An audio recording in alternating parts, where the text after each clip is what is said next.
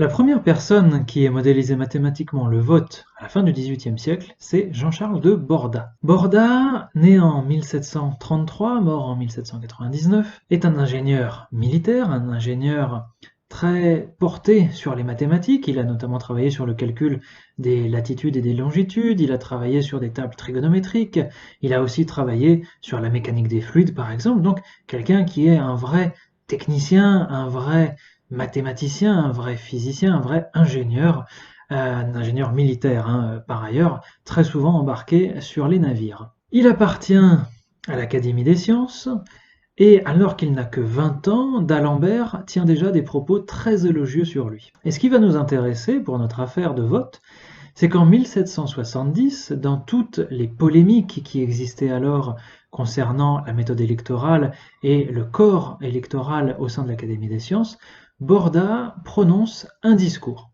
Ce discours, donc prononcé en 1770, mais publié seulement en 1784 dans les mémoires de l'Académie des sciences, est le premier à porter un jugement sur la règle majoritaire, en disant que cette règle-là, le vote à la majorité, peut mener à des aberrations par rapport aux vœux des électeurs, c'est-à-dire que les électeurs souhaitent quelque chose majoritairement, mais la décision prise à la majorité est finalement contraire à ce qu'une majorité de gens aurait souhaité. Son discours a donc été retenu sous le nom de « Mémoire sur les élections au scrutin », puisque c'est sous ce titre qu'il a été publié en 1784, et il y explique certains effets paradoxaux de la règle majoritaire. Alors pour bien comprendre ce que dit Borda, je vais vous en lire un très rapide extrait.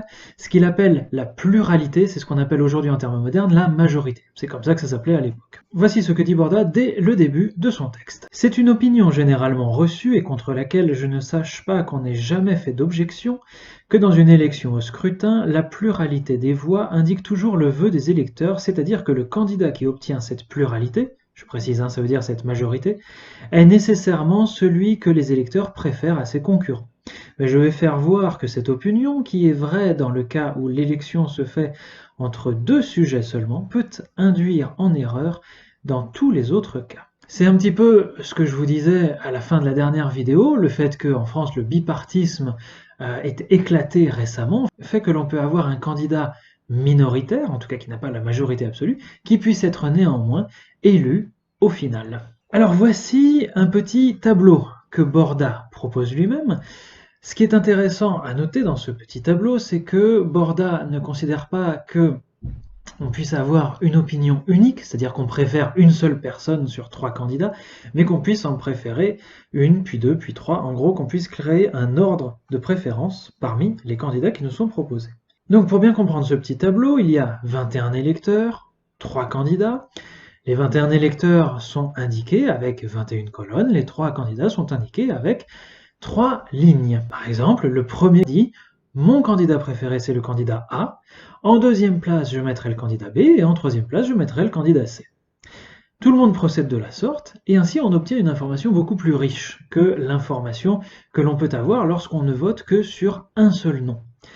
Alors, je précise quand même, cette idée de voter par ordre de préférence, ça peut sembler étonnant parce que c'est vrai qu'on l'utilise peu, mais par exemple, lors de l'Eurovision, typiquement, c'est ce qu'on fait. Lors de l'élection du Ballon d'Or, c'est également ce qu'on fait. Donc c'est quand même quelque chose qui a une certaine audience médiatique et populaire, même si dans la sphère politique, en tout cas en France, on utilise peu ce type de règles. À partir de là, Borda, il ne cherche pas nécessairement une méthode générale, disons, ou la meilleure méthode possible d'élection, mais il cherche à montrer en quoi la méthode habituelle à la majorité peut poser problème. Si on vote à la majorité, c'est-à-dire qu'on regarde en fait finalement la première ligne uniquement, la première préférence de chaque électeur, eh bien c'est le candidat A qui doit gagner. Pourquoi c'est le candidat A qui doit gagner? Tout simplement parce qu'il a 8 votes pour lui, tandis que le candidat B en a 7 et le candidat C en a seulement 6. Donc il paraît logique qu'à la majorité, alors je précise que c'est une majorité relative, à la majorité, le candidat A arrive donc en tête. Pourtant, si on s'intéresse aux autres préférences, aux préférences secondaires et tertiaires des différents électeurs, eh bien on s'aperçoit que les choses ne sont pas si simples. Ce que Borda nous dit en particulier, c'est que l'on voit que le candidat A arrive très souvent en dernière position. Plus précisément, c'est lui qui arrive le plus souvent en dernière position. En d'autres termes, il est majoritairement détesté, même s'il est aussi majoritairement, relativement, préféré. Donc il y a une contradiction entre le fait que certains l'apprécient un petit peu, mais la plupart des gens le détestent particulièrement. Donc en gros, élire le candidat, ça consisterait à élire quelqu'un qu'une majorité de gens détestent. Ça pose problème, nous dit Borda. Alors ce que Borda propose, c'est deux méthodes. La première méthode que Borda propose, c'est celle qu'il appelle l'élection par ordre de mérite. C'est-à-dire que pour Borda, ça ressemble, vous allez le voir furieusement, à la méthode de Nicolas Decus, que pour autant Borda ne connaissait pas. Si on attribue 3 points à un candidat lorsqu'il arrive en première position, 2 points lorsqu'il arrive en deuxième position et 1 point lorsqu'il arrive en troisième position, et bien alors on obtient en gros un score pour chacun des candidats. A est classé 8 fois en première position et 13 fois en troisième position. Il obtient donc 8 fois 3 plus 1 fois 13 points. Au total, cela fait donc 37 points. Le candidat B est classé 7 fois en première position, 7 fois en deuxième position et 7 fois en troisième position. Il obtient donc 7 fois 3 plus 7 fois 2 plus 7 fois 1, c'est-à-dire 42 points. Et enfin, le candidat C est classé 6 fois en première position, 14 fois en deuxième position et 1 fois en dernière position. Il obtient donc 6 fois 3 plus 14 fois 2 plus 1 fois 1, c'est-à-dire 47 points. Ça, c'est la méthode typiquement de l'Eurovision et du Ballon d'Or dont je vous parlais à l'instant. On en déduit que même si A apparaît certes plus de fois en première position que B et C, le fait qu'il apparaisse tellement de fois en dernière position le dessert énormément.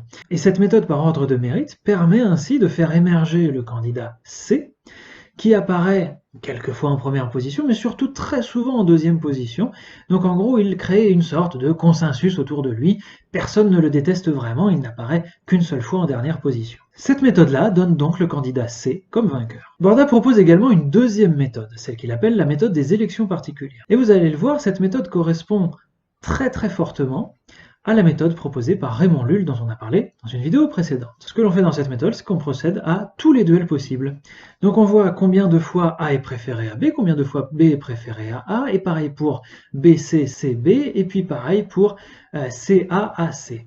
Et comme ça, on voit qui gagne à la fin. On remarque par exemple que A est préféré à B 8 fois, et que B est préféré à A 13 fois. De la même manière, A est préféré à C 8 fois et C est préféré à A 13 fois. Pareil, B est préféré à C 8 fois et C est préféré à B 13 fois. On en déduit donc que A gagne 16 duels, B en gagne 21 et C en gagne 26. La conclusion est donc la même que précédemment avec l'élection par ordre de mérite, c'est le candidat C qui doit gagner puisqu'il est majoritairement préféré aux deux autres candidats. Alors ça rappelle une chose qui a été notée dans les sondages en 2007 en France, c'est que on avait 3 candidats qui pouvaient prétendre fortement à accéder au deuxième tour, en tout cas dans les sondages, Ségolène Royal, François Bayrou et Nicolas Sarkozy. Dans les sondages, il apparaissait que si le deuxième tour était Bayrou contre Royal, alors c'était Bayrou qui gagnait.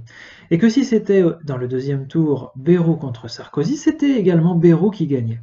Et de là, on pouvait imaginer que Bayrou avait une légitimité à gagner, puisqu'il gagnait face à ces deux autres candidats.